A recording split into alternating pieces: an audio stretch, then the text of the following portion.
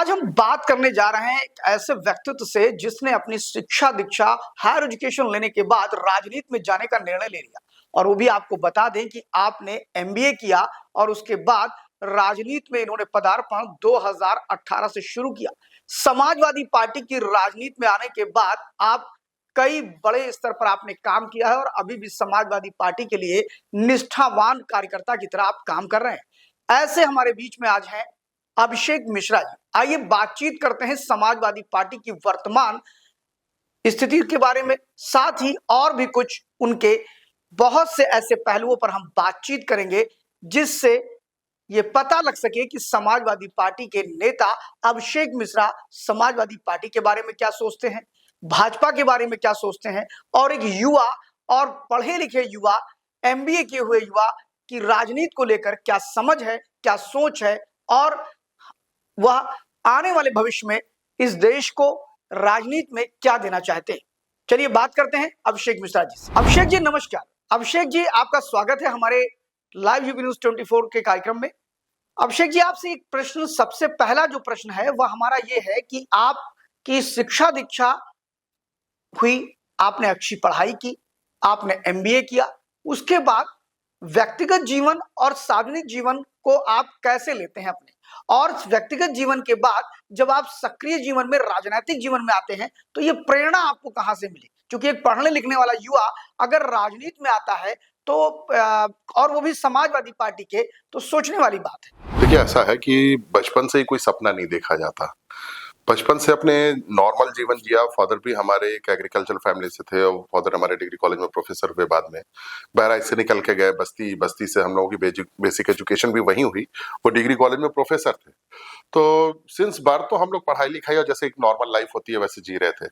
फिर उसके बाद 98 में अनफॉर्चुनेटली फादर की एक रोड एक्सीडेंट में डेथ हुई। उस वक्त मैं एमबीए कर रहा था। एमबीए करने के बाद जैसे जानते हैं कि भाई फादर नहीं रहे तो फिर रेस्पॉन्सिबिलिटीज फैमिलीज की और ये सब, तो हमने नौकरी शुरू की।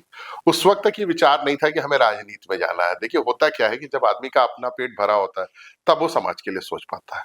अब क्या था कि वहां पहले तो हमारी ही अपनी जरूरतें थी, तो वहां से करते करते व्यवसाय करते करते जब हम थोड़ी सी इस स्थिति में आए कि हाँ हम दूसरों की मदद कर सकते हैं, तब विचार आया कि हम समाज सेवा करेंगे। तब भी राजनीति का परिप्रेक्ष्य नहीं आया, पहले ये आया कि हमें समाज सेवा करनी है। और समाज सेवा के परिप्रेक्ष्य में आपको बताऊं कि जैसे ही हम लोग 15 मार्च को गांव गए, ठीक 22 मार्च से कोविड आ गया। 22 मार्च से कोविड आने के बाद लगातार हम लोग ये लगा कि अपने आप में कुंठा में महसूस कर रहे थे कि यार क्या करें क्या करें। लोग जहां पता चल रहा था कि बिना खाने के परेशान है, जो दैनिक जीवन भोगी थे वो भी परेशान थे। तो हमने वहां के डीएम यशोस्तगी जी से बात की। उन्होंने एक कहा कि भाई अगर आप आगे आना चाहते हो मदद के लिए तो बिल्कुल आए, हम लोगों को भी जरूरत है क्योंकि हमारे संसाधन सीमित है। उनसे बात होने के बाद उन्होंने कोविड का पास इशू किया और हम लगातार जनपद जाने लगे और श्रावस्ती जाके जो अनाज, जो खाद्यान्न, जो सैनिटाइजर, जहां जैसी जरूरत हुई वैसे वैसे कार्य करके समाज की सेवा से हमने कार्य शुरू किया। ये अनवरत चलता रहा। पहले कोविड में भी चला। दूसरे कोविड में जब ऑक्सीजन की कमी हुई तो हम लोगों ने ऑक्सीजन कंसंट्रेटर खरीद के सरकार को दिए कि हमारा भाई आप बहराइच श्रावस्ती से लेके जब तक लखनऊ तक आओ तो ऑक्सीजन की कमी से किसी के देहांत ना हो, किसी के डेथ ना हो, उसको देखते हुए हम लोगों ने ऑक्सीजन कंसंट्रेटर भी अवेलेबल कराए।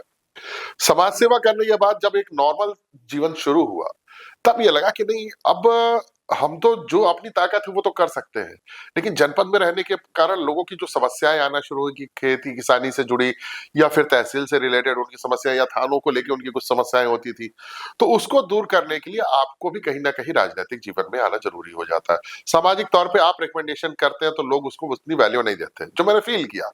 तब लगा वहां से कि हाँ हमें राजनीति में आना चाहिए 2018 से। और उसके बाद लगातार हम लोग लगे रहे और लग के फिर हम जब राजनीति में आए और तब से प्रयास करके कोशिश ये करते हैं कि जो भी उनकी है जरूरतें, उनके चाहे थाने के काम हो, चाहे तहसील के काम हो, चाहे अस्पतालों के लिए रिकमेंडेशन हो, जहां जैसी जरूरत वो मेरी समझते हैं, मुझसे कहते हैं, मैं उनको करता आ रहा हूं। अभिषेक जी एक प्रश्न और बड़ा प्रश्न है, वो ये है कि जब आपने बताया कि आप 2020 में अपने गृह जनपद श्रावस्ती में थोड़ा सक्रिय हुए, उसके बाद में आपको लगने लगा कि नहीं, ये जो पूरे का पूरा तंत्र है वो बिना राजनीति के प्रभाव के आप समाज की सेवा नहीं कर सकते हैं। तो ऐसे में राजनीति में तो विकल्प बहुत थे। भारतीय जनता पार्टी एक विकल्प थी, कांग्रेस पार्टी एक विकल्प थी, आपने समाजवादी पार्टी को ही विकल्प के रूप में क्यों चुना, जबकि समाजवादी पार्टी पर एक तरह से बड़े ही आक्षेप लगते रहते हैं? तो एक युवा होने के नाते आपने सपा को ही क्यों चुना? तो ये जैसे आपने कहा ना कि हम पढ़े लिखे थे, पढ़े लिखे होने के कारण ये हमारा लिए बहुत बड़ा चुनौती थी कि हम चुने किसको। यहाँ पे आप देखें तो पढ़े लिखों की अगर बात करें और समाजवादी पार्टी से जुड़ने के राम मनोहर लोहिया जैसे विचार वो भाजपा के पास नहीं थे। आपके जगजीवन बाबू जैसे विचार वो भाजपा के पास नहीं थे। बहुजन की एक विचारधारा अच्छी है, बहुजन अपने विचारों पे चल रहा है, बट वो भी कहीं ना कहीं लिमिटेड एडिशन में है। इसलिए टोटल सिनेरियो को देखते हुए, टोटल विचारों को देखते हुए मुझे ये लगा कि मुझे समाजवादी पार्टी में जाना चाहिए। और जो बिल्कुल तथ्यपरक बात है, हमारी समाजवादी पार्टी एक ऐसी पार्टी है जो अगर आप हमारे हैं और अगर आपके दर्द है तो दर्द ऊपर तक के नेता को भी होता है। ये सिंगल ऐसी पार्टी है जहां पे कार्यकर्ता का दर्द नेता के दर्द के तौर पे होता है और हम लोग उसके लिए लड़ते भी। अभिषेक जी, अभी आपने सुना एक विवाद चल रहा है जो कि महाराष्ट्र की धरती से शुरू हुआ, जिसमें समाजवादी पार्टी के नेता अबू आजमी ने औरंगजेब को लेकर के उसकी बड़ी प्रशंसा की और उसके बाद समाजवादी पार्टी के राष्ट्रीय अध्यक्ष पूर्व मुख्यमंत्री उत्तर प्रदेश जी। अखिलेश यादव जी ने ट्वीट करके एक तरह से उसको समर्थन दिया। उन्होंने कहा कि अगर मेरा कोई सांसद या विधायक या कोई बड़ा पदाधिकारी अगर दानिशमंद होकर के सत्य बोलता है तो हम उसका समर्थन करते हैं। क्या ये वाजिब था? क्या आपके राष्ट्रीय अध्यक्ष को औरंगजेब को लेकर के इस प्रकार की बात करनी चाहिए थी, या फिर महाराष्ट्र का मामला है और महाराष्ट्र की धरती पर उनके विधायक ने बोला है तो उसको वहीं छोड़ देना चाहिए? आपकी क्या राय है इस पर? देखिए, ऐसा है कि इतिहास के पन्नों में यह दर्ज है कि औरंगजेब आए, ये बिल्कुल तय बात है। अभी कल जेडीयू के एक लीडर साफ साफ कह रहे थे कि हमारे देश में हम लोग सब चीजों को मानते हैं और अब मजार तोड़ने की इजाजत नहीं दी जा सकती। जो उन्होंने कहा, हम उसी की बातों को दोहराएंगे और उसी की बात को कहेंगे कि हिंदुस्तान में औरंगजेब आया, आक्रांता के तौर पे आए, लेकिन चूंकि अब उनकी मजार यहाँ है तो उसको तोड़ने का औचित्य नहीं बनता। हम उनकी विचारधारा को लेके चलते हैं या नहीं चलते, ये हमारे विचारों की बात हो सकती है। हम समर्थन इस चीज का करते हैं कि ठीक है मजार है, उसको तोड़ने की आवश्यकता नहीं है। हम उनके विचारों का समर्थन नहीं कर रहे हैं, ना हमारे राष्ट्रीय अध्यक्ष जी कर रहे हैं। ठीक है, अगर किसी की मजार है, किसी का कुछ है, मान लीजिए गांव में कोई एक ऐसा आदमी है जिसको कोई पसंद नहीं करता, तो क्या आप जहां उसकी चिता जलाएंगे उस जगह गड्ढा खोद देंगे? नहीं करेंगे ना। उसी तरह अगर वो आक्रांता है, हमारे यहाँ इतिहास के पन्नों में दर्ज है, उनकी कहीं मजार बनी है, हम उसमें पूजने न जाए, ये हमारी विचारधारा हो सकती है, लेकिन हम उनको तोड़ने लगे, ये कहीं की कोई विचारधारा नहीं है। जो है जैसा है, देश जिस परिस्थितियों में मिला था, हम लोग बंटवारे के बाद इतना परेशान थे। आज हमें अपने विकास के लिए सोचना चाहिए, आज हमें देश के डेवलपमेंट के लिए सोचना चाहिए। आज की परिस्थिति में 2024-25 में बैठ के अगर बीजेपी गवर्नमेंट केवल औरंगजेब पे चर्चा कर रही है, इसका मतलब कुछ ना कुछ ऐसी नाकामी है जिसको छुपाने की कोशिश हो रही है। क्योंकि अगर कोई व्यक्ति आगे बढ़ रहा है तो अपने विजन पे ध्यान देता है, वो मुद्दों से भटकाने का काम नहीं करता। उत्तर प्रदेश की सरकार कह रही है हमें ट्रिलियन डॉलर इकोनॉमी बनना है। आज का ही पेपर देख लीजिए, उन्हीं की एक आईएएस ऑफिसर पकड़े जा रहे हैं जिसको वो सस्पेंड कर रहे हैं, वो भी एक ऐसे जिस इन्वेस्टर मीट जो कि एक इनका गरम गरम मतलब हलवा इन्होंने खिलाया था, आज तक कोई भी उसमें फील्ड पे नहीं उतरी।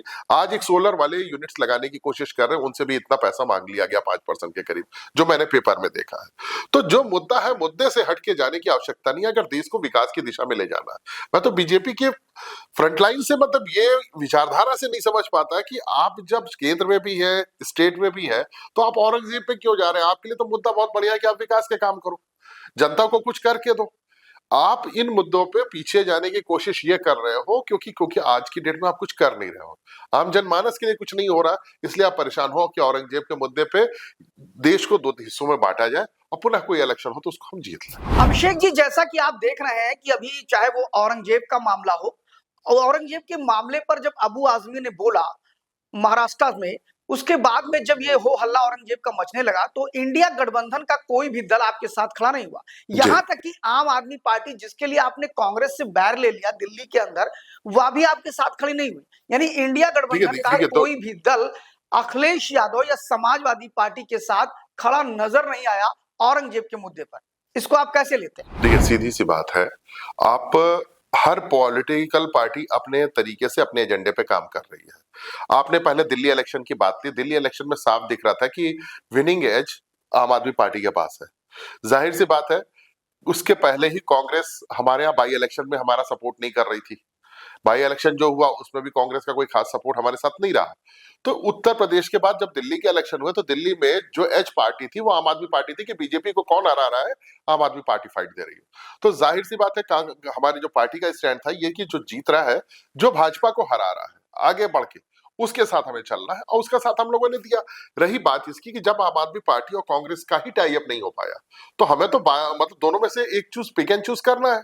तो जो पार्टी बीजेपी को परास्त करने की क्षमता रखती है, हमारी जो है ताकत दिल्ली में, जितने भी, चूंकि एनसीआर रीजन में हमारे पास वोटर्स हैं, हम अपने वोटर्स को इसीलिए मोबिलाइज कर रहे थे कि ज्यादा से ज्यादा आम आदमी पार्टी को वोट दो और जिससे वो ज्यादा से ज्यादा सीटें जीत सके और वो जीते भी। सेकंड लार्जेस्ट पार्टी वही है, आज ठीक है पोजीशन में, कोई बात नहीं। तो इसलिए ये एक पॉलिटिकल एजेंडा हुआ। रही बात औरंगजेब, औरंगजेब कोई विचारधारा नहीं है, औरंगजेब एक आदमी है जो देश पे आया, उसकी कहीं कोई मजार है, उसको तोड़ने की बात हो रही है। ये कहा जा रहा है कि भाई देखो दो विचारधाराएं चल रही है, एक कह रही है तोड़ दो, एक कह रहा है रहने दो, तोड़ो नहीं, पड़ा रहने दो। ये कोई नहीं कह रहा है कि नहीं औरंगजेब के विचार बड़े अच्छे थे, हम उसको फॉलो करने जा रहे हैं। कहीं ये ट्वीट आया है राष्ट्रीय अध्यक्ष जी का तो आप मुझे भी दिखाएं, मैं भी देखना चाहूंगा। ये विचारधारा को आगे लेके चलने की बात नहीं है, बात इसकी है कि कोई भी इस देश में आया, कुछ भी अच्छा बुरा किया, उसको आप चैनलाइज करके आज की डेट में ब्रेक क्यों करेंगे? ठीक है, पड़ा हुआ पड़ा रहने दीजिए। आप देखिए संभल में गाजी साहब का एक मेला लगता था, इन्होंने कहा उसकी अनुमति नहीं देंगे, उस पर कोई ट्वीट नहीं आया। क्यों क्यों? क्योंकि कोई ऐसा नहीं है, हमारी लड़ाई जो है विकास की है, हम चाहते हैं देश का विकास हो। यहां हम इस हिंदू मुस्लिम के मुद्दे में बढ़ के नहीं रहना चाहते। समाजवादी पार्टी हमेशा ये बात कर रही है कि बढ़ के आगे देश का विकास हो, प्रदेश का विकास हो, वो नहीं हो रहा है। हमारे देश के मुखिया, हमारे देश के प्रधानमंत्री हिंदू मुस्लिम में फंसे हुए। तो मुक्ति हमें इन विचारों से चाहिए, हमें अपनों का डेवलपमेंट चाहिए, हमें गरीब जनता का डेवलपमेंट चाहिए। आप जो अपनी अन्न की योजना चला रहे हो उसमें आपके कैंडिडेट्स बढ़ते जा रहे हैं, आप कह रहे हो देश की गरीबी घटती जा रही है। तो इन डाटास को आप मैनिपुलेशन छोड़िए, फैक्ट्स पे आइए, देश कैसे आगे बढ़ सकता है वो काम कीजिए, उसमें हम भी साथ में हैं। उसमें अगर कोई ऐसा कोई डेवलपमेंट वाला कोई पॉइंट आ रहा है तो समाजवादी पार्टी खुले दिल से भाजपा का समर्थन भी करेगी, लेकिन उस मुद्दे पे कोई इनको लाना नहीं है, ना करना है।